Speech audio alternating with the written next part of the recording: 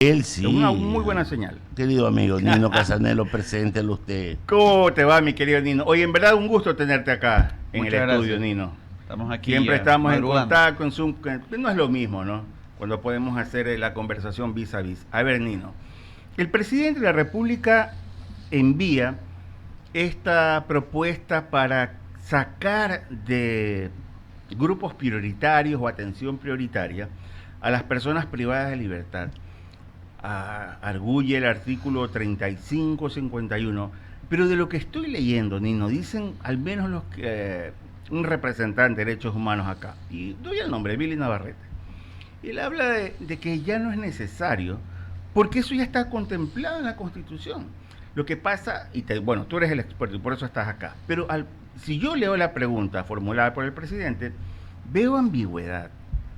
Y eso es bueno que nos expliques, Guido. Con estas dos propuestas, la una, bueno, si lo contempla en la Constitución, no creo que haya necesidad de preguntar otra vez, o si de pronto hay esa ambigüedad que sí necesita ser esclarecida.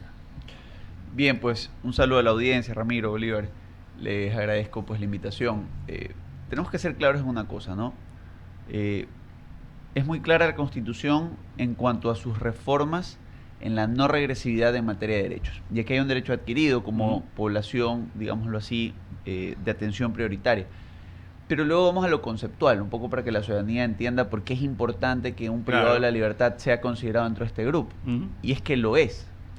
Si vamos al aspecto normativo, filosófico detrás de la teoría de la pena, detrás de la discusión sobre el derecho penal, y nosotros revisamos también nuestra Constitución en este sentido, nos vamos a dar cuenta que de una u otra manera aquella persona que delinque, ¿sí?, y que ha sido privada de la libertad, es una persona que por diferentes motivos probablemente no ha tenido la capacidad de motivar su conducta de acuerdo al ordenamiento jurídico. Y el Estado reconoce en múltiples aristas, ¿sí?, cierto marco de responsabilidad en esto, ¿sí? Hay personas que vienen de entornos más problemáticos, con una menor capacidad, digámoslo así, de estructurar sus vidas de acuerdo a lo que muchos consideraríamos pues estándares sociales, y en función de eso dice, ¿sabes qué? Yo tampoco lo puedo suprimir, ¿no? Un poco de ahí también viene, a partir de que hemos suscrito la Convención Interamericana de Derechos Humanos, incluso la proscripción de la pena de muerte, ¿sí? El entendimiento de la sanción como un mecanismo que busca rehabilitar a la persona nos obliga también a darle los derechos propios de esta rehabilitación.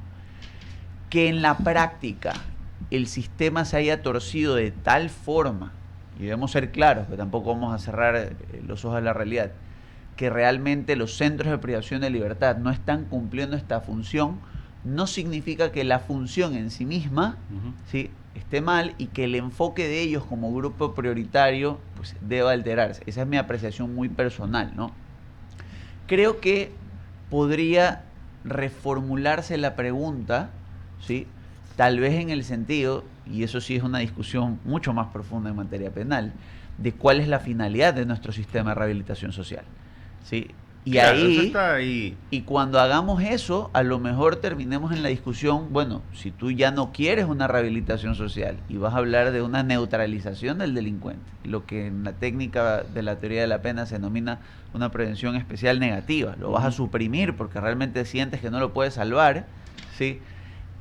Pues ahí tal vez puedas a discutir si lo quitas como grupo de atención prioritaria. Pero hay que ser claros, para hacer eso pues tenemos que empezar a desconocer, a ser regresivos en derechos, a desconocer varios tratados internacionales, y no es el espíritu. O sea, no es lo que buscamos. Porque ahí sí lo que vamos a tener, y vamos a ser muy sinceros, es todavía más violencia, como lo han señalado muchos expertos. Condiciones más precarias y gente mucho más proclive, como de hecho lo hemos visto, a ser reclutada por las estructuras de delincuencia organizada. A ver, Guido, hablaste... Nino. Como Nino Bravo, el cantante. Bueno, pero claro. tú, a ver, tú tienes ascendencia italiana y en Italia hay muchos Ninos, Guido, así que tú eres, ya sé que eres Nino.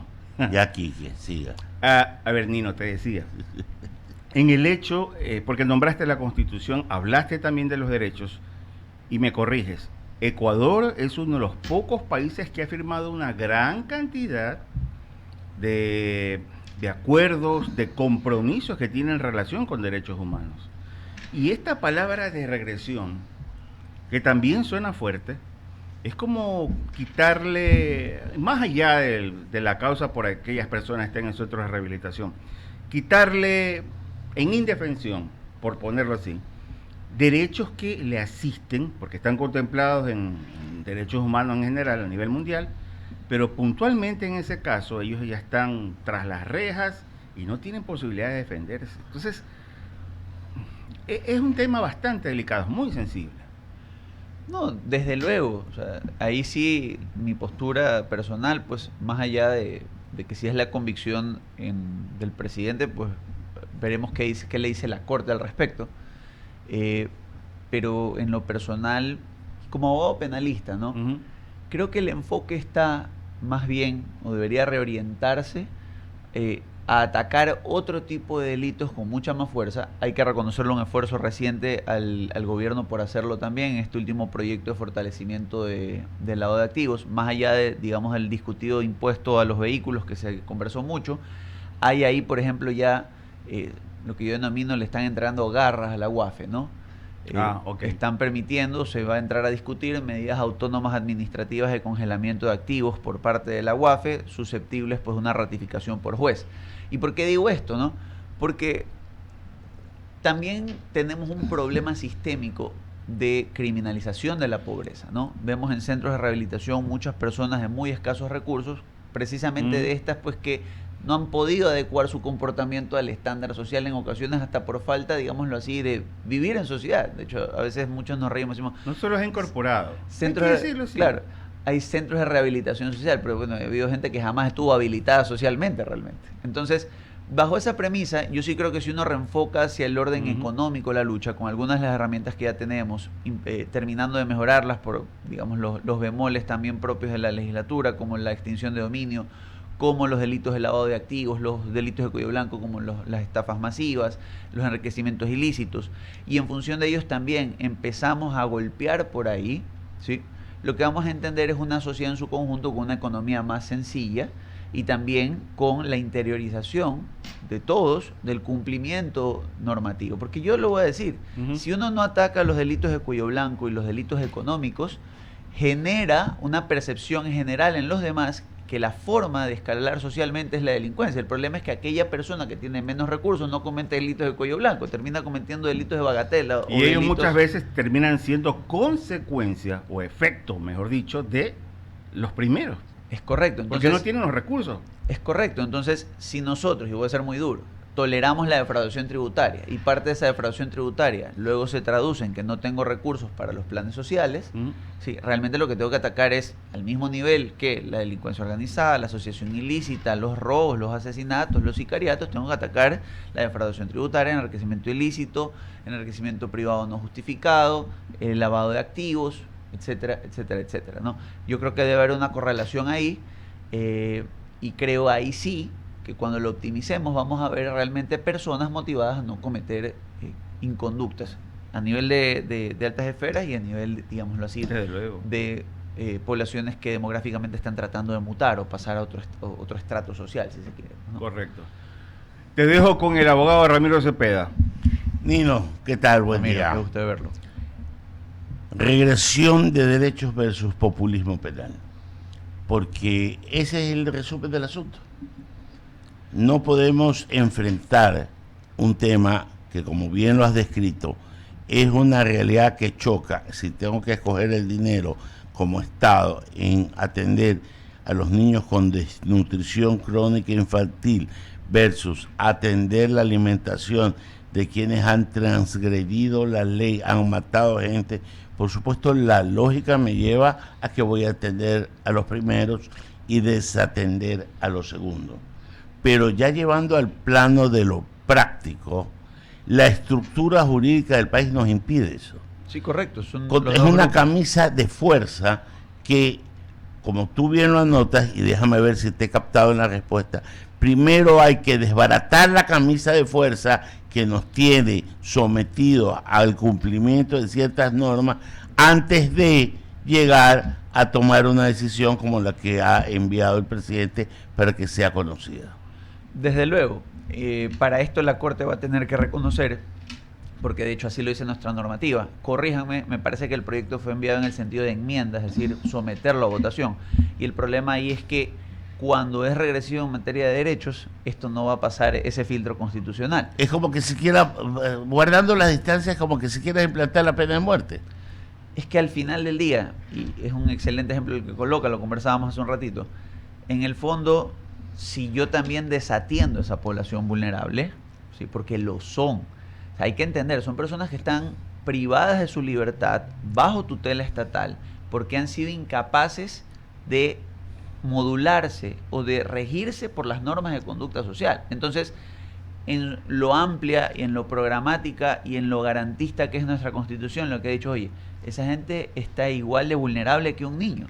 Claro. Porque no puede vivir en esta sociedad. ¿No te parece que algo más aterrizado sería hacer varias cárceles para que los de cuello blanco vayan a esas cárceles, pero que paguen ellos mismos su manutención y su estado? Porque unos son los delitos de cuello blanco, otros son los que van por pensiones alimenticias y otras cosas, otros son los que van por tránsito, y otros son por los que mataron a 100 personas, y a todos los ponen en el mismo saco. Desde luego, y Terrible eso. de ahí, y eso hay que reconocerlo, probablemente ya haya algo de eso, pero se ha manejado con mucho hermetismo el tema carcelario. A propósito, tenemos un incidente después de algunos meses, pero se habló, y el presidente lo planteó así en su momento, pues del tema de la segmentación y reubicación de las personas de acuerdo a su grado de peligrosidad.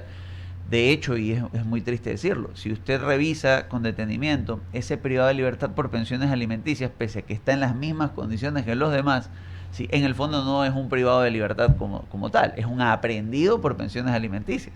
Y hemos visto... Y le está dando la misma categoría del Estado al meterlo en la misma canasta. Al final del día sufre los mismos embates que una persona que sí está privada de la libertad.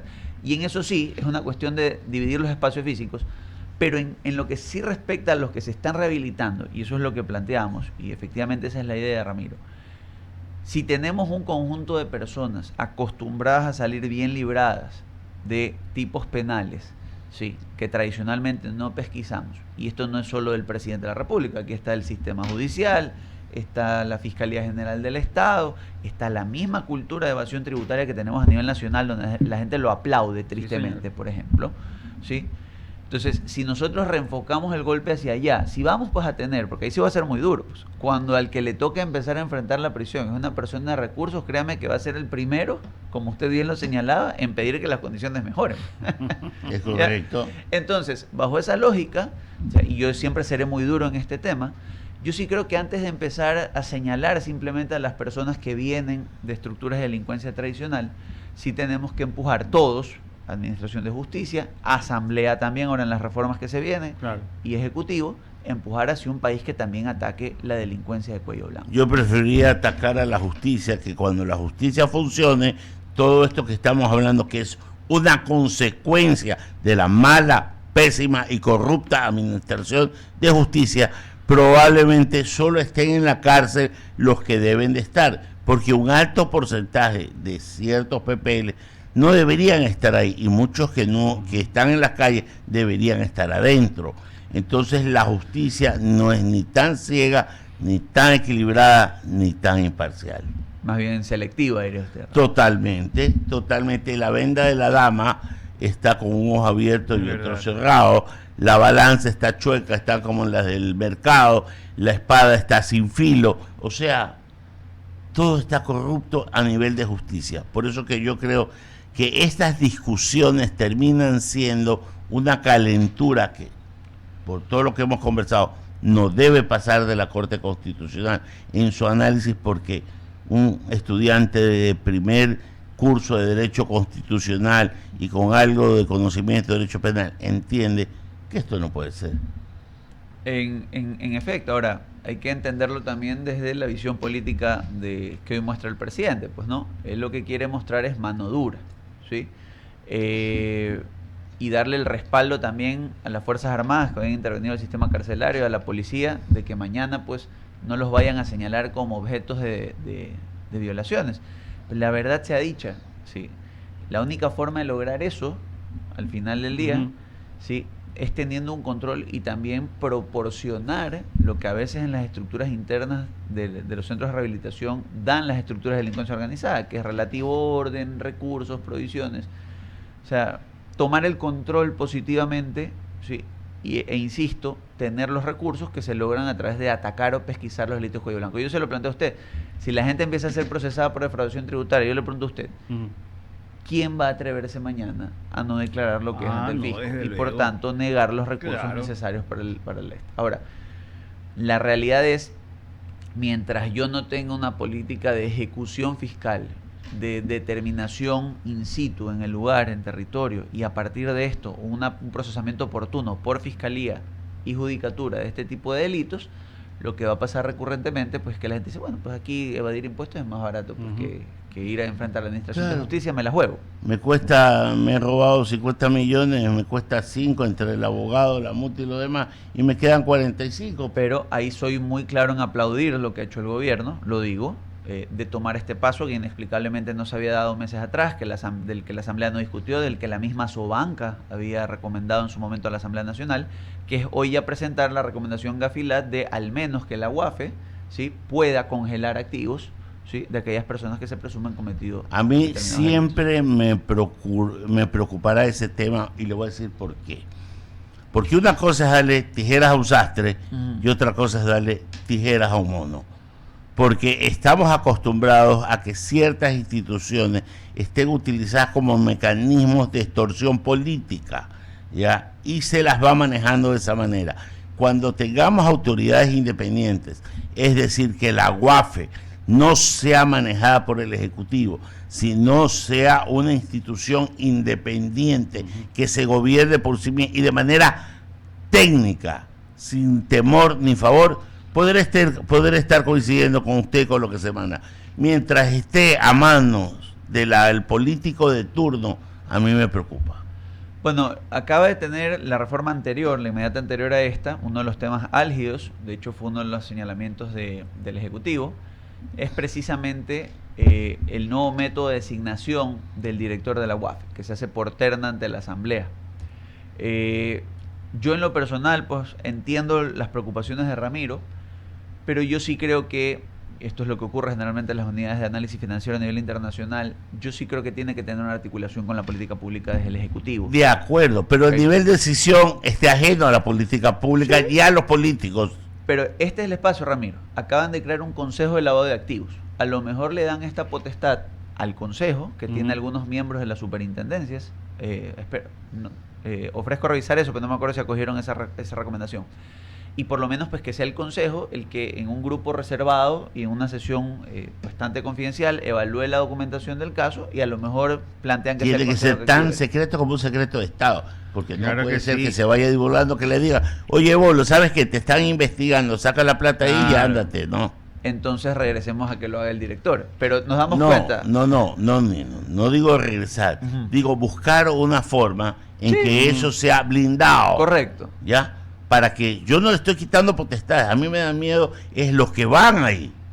Correcto, pero por ejemplo, si es del Consejo, que es lo que conversamos ahora, ya me aseguro que no todos son miembros del Ejecutivo. Tendrá algún delegado de otra institución pues que validará o dirá, oiga, aquí hay un problema en hacer esto. Y que sean técnicos, porque andar rastreando el dinero no es cosa así de fácil. A ver, pero soy muy duro, Ramiro. Hoy usted es durísimo y clarísimo. El dinero está rastreado. Lo que pasa es... No aplican. No llega a tiempo. O no ejecutan. No llega a tiempo. Y son varios los casos planteados por colegas de ustedes, donde nos damos cuenta pues que a vista y paciencia de las autoridades de control, dinero relacionado a delincuencia organizada y otras estructuras, pues pasa, circula y regresa. Y aquí no seamos, vamos a ser más duros todavía, Ramiro, que soy duro. Es durísimo. Ya venís con el látigo. Vamos a revisar entonces en muchísimas aristas negocios que inexplicablemente en una economía como en la que estamos llegan a puntos de equilibrio o a ventas sostenidas o a veces son prósperos. Y esto no es el tema de andar pesquisando a la persona que se esfuerza, sobre todo en un momento tan sensible para la economía. Son sospechosamente prósperos. Pero es que ahí viene el tema. Entonces, yo creo que por ahí, y lo otro, pues que ahí sí me terminan de apedrear la gente, es empezar a controlar las transacciones en efectivo, ¿no? Si eso se limita... Eso ya está limitado. Eso ya está limitado. Usted no puede hacer un depósito. Si va a ser un depósito de $5,000, le salta la alarma y tienen que dar un papel y va la información. Pero no solo pensamos en los depósitos, Ramiro, En los pensamos pagos, en los retiros. usted va, claro. Por ejemplo, yo le digo a usted, imagínese esta norma. Contrataciones públicas por Sercop. Los pagos son realizados vía CUR de pago, ¿no? Prohibición expresa de retiro en efectivo de los beneficiarios de contratos públicos por al menos 1 año y medio. Se vuelven locos. Les toca triangular lo que usted y yo sabemos que tienen que triangular cuando no pueden sacar el dinero en efectivo. Y eso hace todavía más trazable la corrupción. Pero ese tipo de cosas, sí, son necesarios articularlas en una política pública y también llevarlas a Eso la se ciudadanía. puede hacer en un país donde casi la circulación de dinero es limitada. Usted va por Europa, va por cualquier parte y ya el dinero casi ni existe. En los países Correcto. nórdicos tiene que pagar la tarjeta. Pero le voy a dar una novedad. Usted ya va a Alemania y ya quieren volver a la trazabilidad del dinero físico. ¿Por qué? No porque sean sinvergüenzas, sino porque toda la información queda registrada para que le sigan y lo persigan. Sí, Lo que claro. estamos comentando en Alemania. Ya, entonces llega un momento en que usted se siente visto, observado.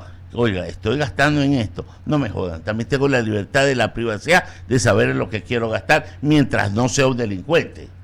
Pero esa colisión hoy por hoy, mientras Alemania, que está incrementando sus índices de violencia cada vez más peligrosamente a partir de su recesión, nosotros lo estamos viendo en la otra arista. Estamos con índices de violencia altísimos. Por Hasta ahí. supuesto. Nino, agradecerte. La A verdad ustedes. es que nos podemos quedar la mañana chévere. hablando Muy de interesante. esto, pero te comprometemos. Ya conoces el camino, ¿verdad? Claro que sí. Eso Entonces sí. venga por aquí. Mira, el café ya hay. Y tú tienes que traer Sí. nada más son... Faltan las rosquitas Las del rosquitas abogado del abogado, Mendoza, ahora le que reclamamos. perdió el clásico y no las ha traído. Se está haciendo el sueldo. Muy bien. Vamos al corte, ¿le Vamos al parece? corte.